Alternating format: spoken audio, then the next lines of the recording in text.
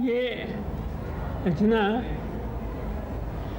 बहुत पुरानी है, 1938 में 38 बहुत पहले की है। तो हिमालय पर है, तो हिमालय मतलब ये है कि देहरादून नैनीताल नहीं, ऊपर का 18,000 फुट ऊपर का हिमालय है, उसका है। बहुत जगह कोर्स में लगी हुई। अमल धवल गिरी के शिखरों पर बादल को घिरते देखा है, छोटे छोटे मोती जैसे उसके क्या है, बादल को घिरते देखा, उसके रंग बिरंगे भूल रहा हूँ।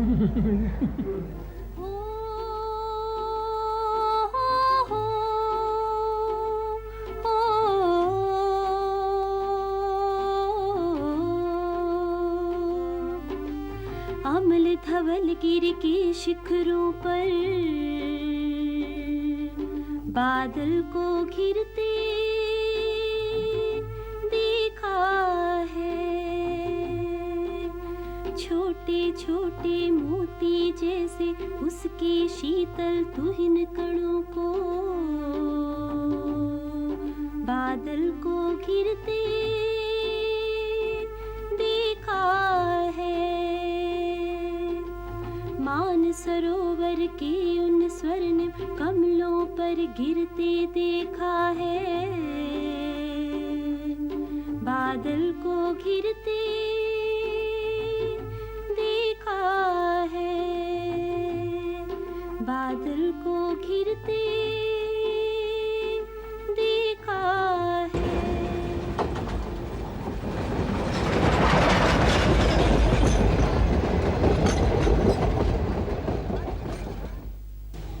एक जगह रहना हमको बोरियत लगती, लगता सजा है। तो मैंने कई बात होती, एक जगह नहीं, अलग अलग वर्ग के अलग अलग एज ग्रुप के लोगों के बीच में रहना, उनसे मिलना, उनसे बातचीत करना। एक जगह कलकत्ता की बात है, पान की दुकान पर दो नौजवान थे, एक पान रहते हैं, वो जो है कहते थे बुढ़ापा जो है बहुत बड़ी सजा है। हमने पान खाया तो कहा, फिर से कहो, हम क्या कहा, बुढ़ापा नहीं, आपको बुरा लगा होगा। हमने कहा नहीं, बुरा नहीं, तुम्हारा ये जो स्टेटमेंट है वो बहुत जल्दी है।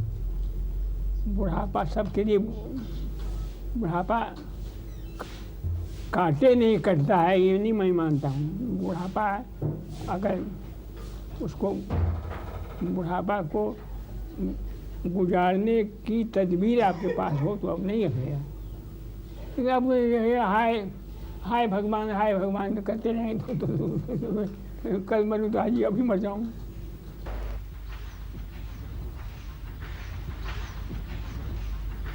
आम जनता की आत्मा की आवाज़ है नागार्जुन। मुझे उनकी एक कविता याद आती है और अफसोस ये है कि उनके किसी संग्रह में वो है नहीं। एक छोटे से पैम्फलेट के रूप में छपी थी जब भूदान आंदोलन नया नया शुरू हुआ था, और छोटे छोटे बच्चे पूरे बिहार में उस गीत को गाते हुए घूमते थे। भूदान का मजाक उड़ाया गया है। कविता कुछ यूँ शुरू होती है कि ऊसर बंजर औ शमशान संत बिनोवा पावें दान, हर गंगे, और हर गंगे की जो धुन थी वो लोक कंठ पर बस गई थी। मुझे याद नहीं कि ये जो गंगा नहाने वाले या दान दक्षिणा देने वाले लोगों का गीत राजनीतिक रूप में इस्तेमाल किया जा सकता है, इतने ज़ोरदार असरदार तरीके से नागार्जुन कर सकते थे। जिला दरभंगा, बिहार। 1911 में सतलखा गांव में जन्मे कवि नागार्जुन का बचपन तरौनी गांव में बीता। माता पिता ने नाम रखा वैद्यनाथ मिश्र। इसी जमीन पर उनकी कविता का जन्म हुआ। उनकी पहली कविता यात्री नाम से 1930 में छपी। आरंभ में उनका लेखन मैथिली भाषा में रहा। पढ़ाओ कुछ तो कहती नहीं, एकरा जे पढ़ाब तो हमरा एकर गुलामी करे पड़त, एकरा रोज खेबा पिबा के इंतजाम इत्यादि हैं तो हम बन जाए आ तो ये हम घूमी फिरे छी। आ उनका 4टा नगर में 4टा प्रेमिका रहती।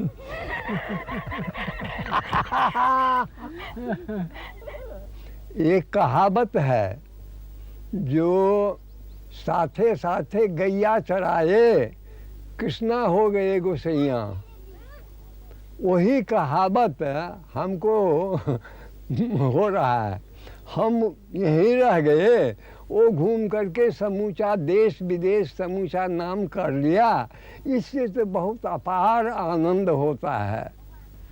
ये अपनी माँ के पहले औलाद थे और उसके बाद कुछ हुआ नहीं तो होता है। हमारे देहातों में ऐसा कहा है कि ठगने के लिए आए हैं ये भी ठग ये ठगने के लिए आए हैं इस दुनिया में हम लोगों को, और शायद जिए कि नहीं जिए इसलिए इनका नाम ठगन रख दिया।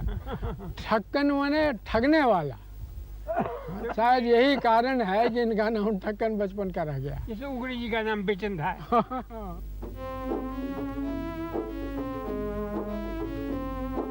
घोर निर्जन में परिस्थिति ने दिया है डाल, याद आता तुम्हारा सिंदूर तिलकित भाल। घोर निर्जन में परिस्थिति ने दिया है डाल, याद आता तुम्हारा सिंदूर तिलकित भाल। कौन है वह व्यक्ति जिसको चाहिए ना समाज, कौन है वह एक जिसको नहीं पड़ता दूसरे से काज। याद आते स्वप्न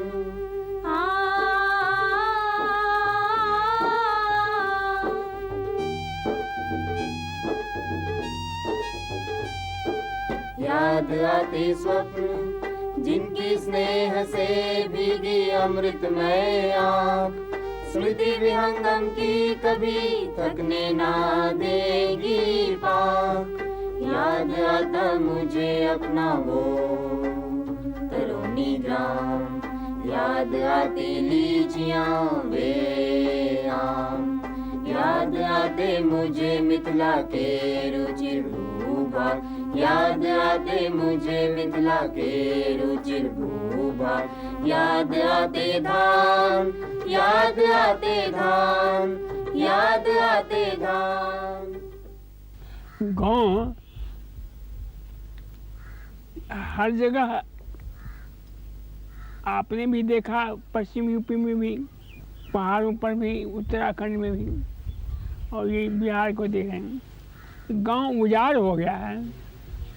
उजाड़ होने का सबसे बड़ा कारण यह है कि जीविका नहीं है। अच्छा, जिनके पास ज़मीन है वो खेती मन लगा के नहीं करते, मन के लिए सिंचाई का इंतजाम नहीं है, सिंचाई का इंतजाम नहीं है, तो वो खाली ज़मीन जो है, मजदूर जो है भागा जा रहा है पश्चिम।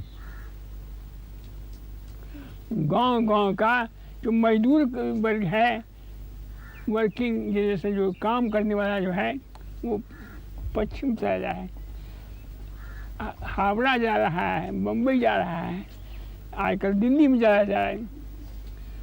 तो इसलिए गांव में कोई रस नहीं रहा है, जिसका गुंजाइश रहती है।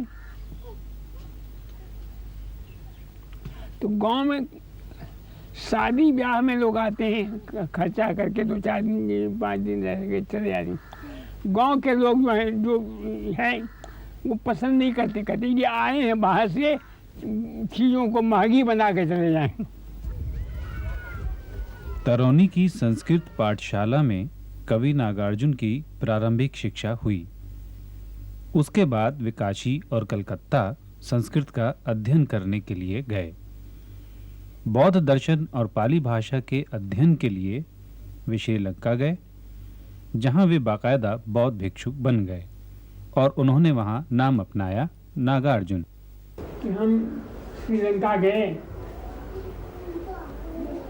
37 में, वहाँ वो मोनेस्ट्री थी, बुद्धिस्ट मोनेस्ट्री, उन्होंने कहा कि आप कोई अपने लिए नाम चुनिए।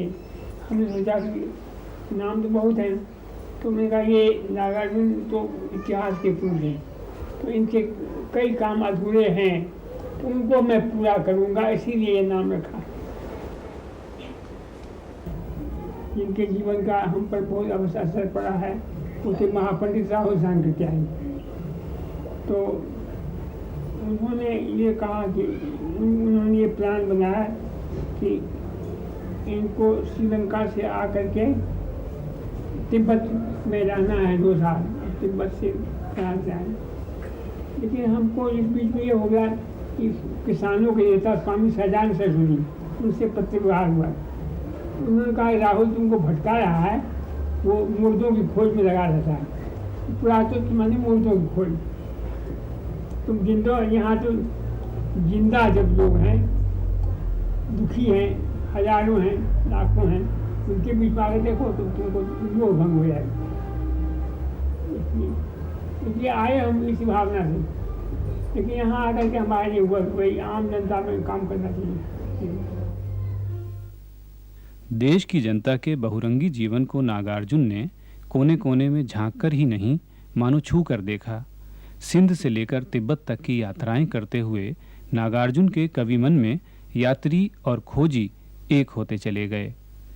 जिंदगी की ललक ने ही नागार्जुन की कविता को तीखा तेवर दिया है, और अपने तीखे प्रतिवाद को नागार्जुन ने कविता में ही नहीं, जीने के तरीके में भी व्यक्त किया। किसान आंदोलन में हिस्सा लेने के कारण 1939 से 1941 के बीच वे कई बार जेल गए। भागलपुर सेंट्रल जेल में, ये यहाँ हजारीबाग सेंट्रल जेल में इनमें रहे, और स्वतंत्रता के बाद संपूर्ण क्रांतिवादी आंदोलन में भी रहे जेल में, बक्सर सेंट्रल जेल में। तो ये जब हमको लगा कि जेल से लोग फायदा उठाते हैं तो हमको नफरत हो गई। हम अपनी भावना से गए थे ना, हम फायदा उठाएंगे, तो फायदा उठाने के लिए हमारे बहुत सारे लोग हैं पार्लियामेंट में हैं।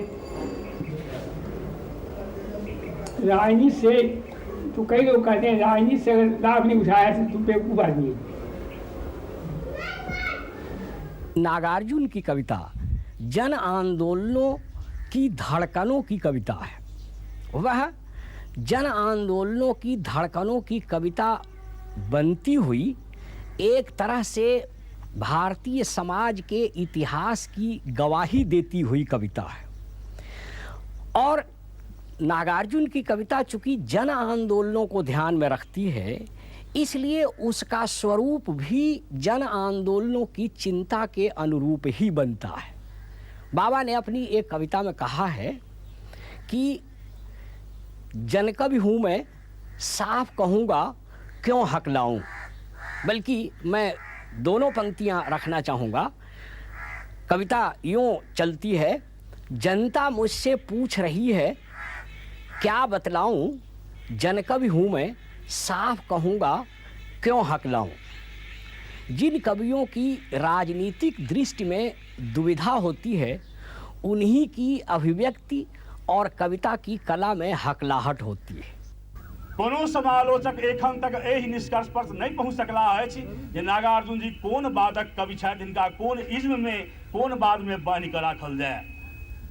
एहन जे विराट प्रतिभा छै, विराट व्यक्तित्व छै, प्रतिभाक पुंज छै, जकरा कोनो एक धारा में बान्हि कऽ नहीं राखल जा सकैए, एहन जे विरल साहित्यकार जे हजार हजार वर्ष के बाद उत्पन्न होइ छै, जन्म लै छथि, ताहि साहित्यकारक श्रेणी में, ताहि महामनीषी की श्रेणी में, वही महान परंपरा में नागार्जुन जी के नाम अंकित छनि। नागार्जुन ने एक छंद लिखा है जो आए दिन बहार के, अब 19वीं सदी के पारसी थिएटर में गाया जाता था।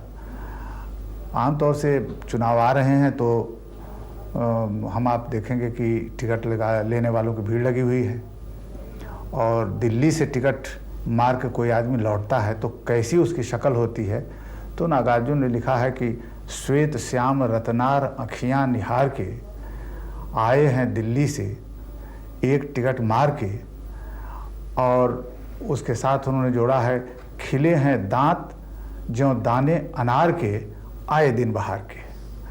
अब यहाँ दांत अनार के दाने की तरह से खिले हुए हैं, पुरानी उपमा अपनाई, लेकिन आए दिन बहार के जैसे प्रचलित पारसी थिएटर के गीतों को नागार्जुन ने एक राजनीतिक रूप दिया है। और कबीर की तरह ही व्यंग का तो उस्ताद आदमी है। हमको बाहर से लोग पूछते हैं कि कविता तो अब बेकार जा रही है, कविता से कोई काम नहीं हो रहा है, तो हम क्या हो, कविता में प्राण आए, जान आए, तो कविता का मंचन हो तो उसमें कुछ जान आ सकती है। मंचन अगर हो और मंच, तो उसका मतलब मंचन होगा तो ये विधा आ गई, नाट्य विधा आ गई। और उसमें कोई ज़रूरी नहीं है कभी खुद ही पढ़े, जिसका गला अच्छा हो, जिसका आवाज़ अच्छी हो, उसको नोट कर दे कि भाई अब फला कविता को इस तरह से पढ़ना है, तो वो प्रोजेक्ट है। कई दिनों तक चूल्हा रोया, चक्की रही उदास, कई दिनों तक कानी कुतिया सोई उसके पास, कई दिनों तक लगी भीत पर छिपकलियों की गश्त, कई दिनों तक चूहों की भी हालत रही शिकस्त। दाने आए घर के अंदर कई दिनों के बाद, धुआं उठा आंगन से ऊपर, कई दिनों के बाद, कई दिनों के बाद, कई दिनों के बाद, चमक उठी घर भर की आंखें कई दिनों के बाद, कोई चमक उठी घर भर की आंखें कई दिनों के बाद, कौवे ने खुजलाई पाखें कई दिनों के बाद, कौवे ने खुजलाई पाखें कई दिनों के बाद, कौवे ने खुजलाई पाखें कई दिनों के बाद। बांग्लादेश के राष्ट्रपति श्री अब्दुल रहमान विश्वास राजनेताओं के सम्मान में आज दिन का भोज दे रहे हैं। दक्षिण अफ्रीका के राष्ट्रपति श्री डी क्लार्क ने अपने देशवासियों का आह्वान किया है। नागार्जुन 1930 से लगातार लिख रहे हैं। उनके प्रमुख संग्रह हैं युगधारा, सतरंगे पंखों वाली, प्यासी पथराई आँखें, खिचड़ी विप्लव देखा हमने, ऐसे भी हम क्या, ऐसे भी तुम क्या। पत्रहीन नग्नगाछ के लिए 1968 में उन्हें साहित्य अकादमी पुरस्कार से सम्मानित किया गया। कविता ही नहीं, नागार्जुन ने कहानियाँ भी लिखी हैं और उपन्यास भी, लेख भी लिखे हैं और यात्रा संस्मरण भी। आज भी वे रोज़ाना ढेरों चिट्ठियाँ लिखते हैं।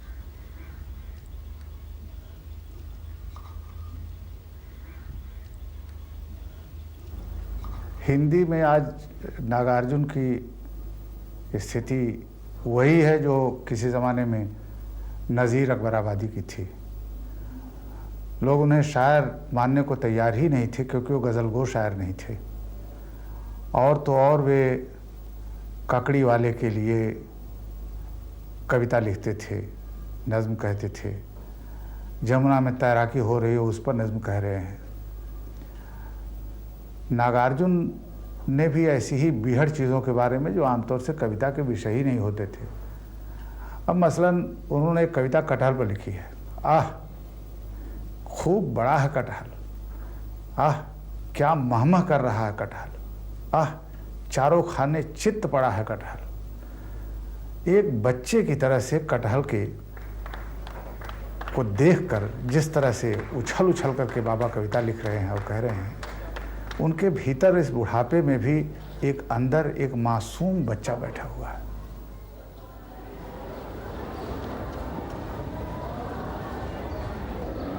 गुलाबी चूड़ियाँ ये कविता है लगभग 30 साल पहले लिखी गई थी।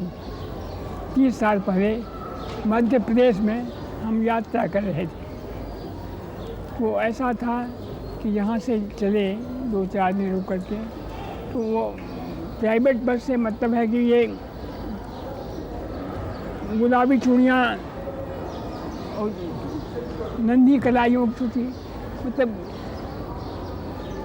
7-8 साल की बच्ची है, उसकी माँ मर गई है, तो वो अपनी माँ के याद में वो चूड़ियाँ अपने पापा के सामने टांग देती हैं। प्राइवेट बस का ड्राइवर है तो क्या हुआ, 7 साल की बच्ची का पिता तो है। सामने गेट से ऊपर हुक से लटका रखी हैं कांच की 4 चूड़ियाँ गुलाबी, बस की रफ्तार के मुताबिक हिलती रहती हैं। झुककर मैंने पूछ लिया, खा गया मानो झटका, अधेड़ उम्र का मुच्चड़ रौबीला चेहरा। आहिस्ता से बोला, हाँ साहब, लाख कहता हूँ नहीं मानती है मुनिया। टांगे हुए है कई दिनों से अपनी अमानत। यहाँ अब्बा की नज़रों के सामने मैं भी सोचता हूँ क्या बिगाड़ती हैं चूड़ियाँ, किस जुर्म पे हटा दूँ इनको यहाँ से। बाबा, दूधिया वात्सल्य से आपका क्या अभिप्राय है? दूधिया वात्सल्य इसलिए है कि उसमें माँ का भी एक अंदाज आता है, एक बूढ़े का भी वात्सल्य होता है। वात्सल्य माने स्नेह, प्यार, अपनापन। तो पिता का जो होता है उसमें और माँ के जो होता है उसमें फर्क पड़ता है, ये कहना चाह रहे हैं। दूधिया वात्सल्य से मतलब। और ड्राइवर ने एक नज़र मुझे देखा और मैंने एक नज़र उसे देखा। छलक रहा था दूधिया वात्सल्य बड़ी बड़ी आंखों में, तरलता हावी थी सीधे सादे सवाल पर। और अब वे निगाहें फिर से हो गईं सड़क की ओर और मैंने झुककर कहा, हाँ भाई, मैं भी पिता हूँ। वो तो बस यूं ही पूछ लिया आपसे, वरना ये किसको नहीं भाएंगी नन्ही कलाइयों की गुलाबी चूड़ियाँ।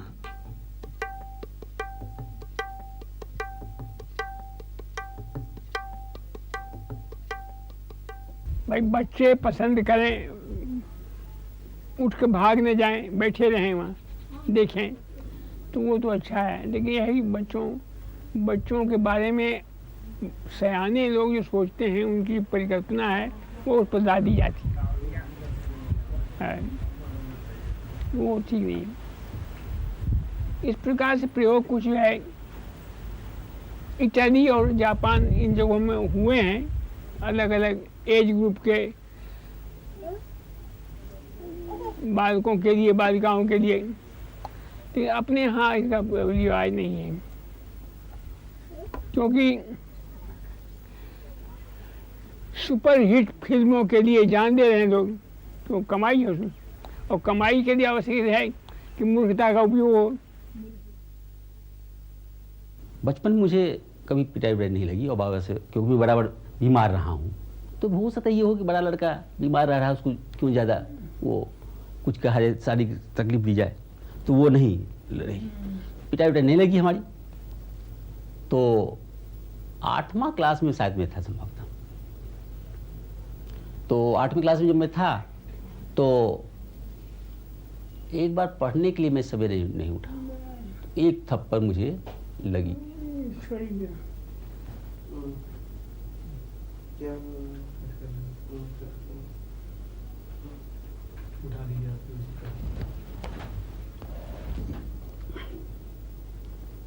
जाने के लिए तो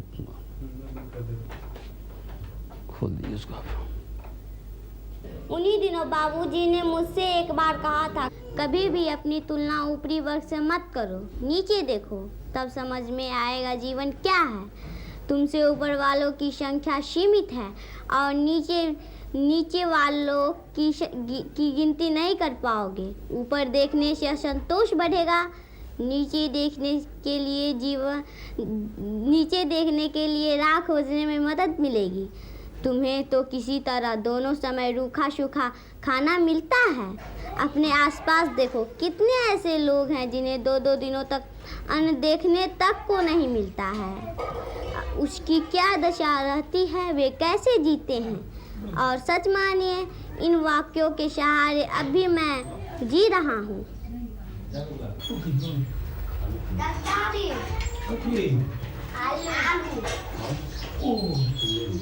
अड़हुल